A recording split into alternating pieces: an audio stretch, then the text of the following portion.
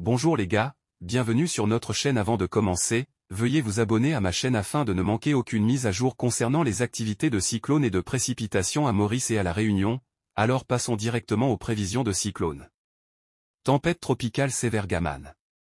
Vents maximaux, moyenne sur 10 minutes, estimé en mer, 95 km/h. Rafale maximale estimée en mer, 130 km/h. Pression estimée au centre, 989 HPA. Distance des côtes réunionnaises, 1085 km dans le secteur nord-nord-ouest. Distance de Mayotte, 600 km au secteur est. Déplacement, nord-ouest, à 6 km/h.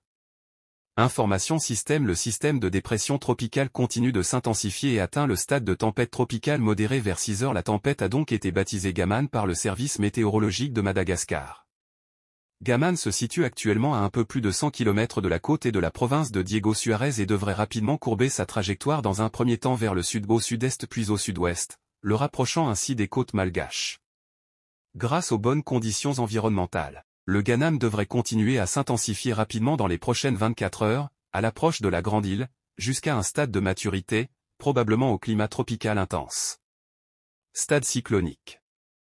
La prévision officielle de trajectoire du CMRS reste encore marquée par une forte incertitude compte tenu de la grande dispersion des indications numériques actuelles.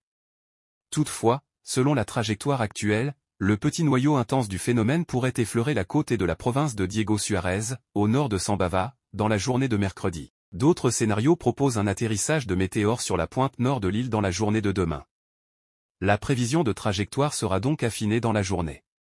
Des conditions fortement perturbées, pluies intenses, vents forts, mer très agitée, se poursuivront jusqu'à jeudi matin, affectant une partie du nord-est de la Grande Île, notamment la province de Diego Suarez. L'ampleur de cette dégradation reste à préciser, en fonction de la distance parcourue par le météore et de son intensité, et sera également affinée prochainement. En toute fin de semaine, la trajectoire pourrait changer en direction générale des grandes mascareignes.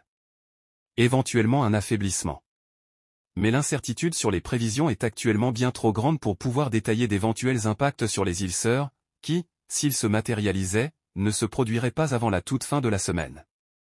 Les résidents de Madagascar et des Mascareignes sont invités à suivre de près l'évolution des prévisions concernant ce système potentiellement menaçant dans la zone.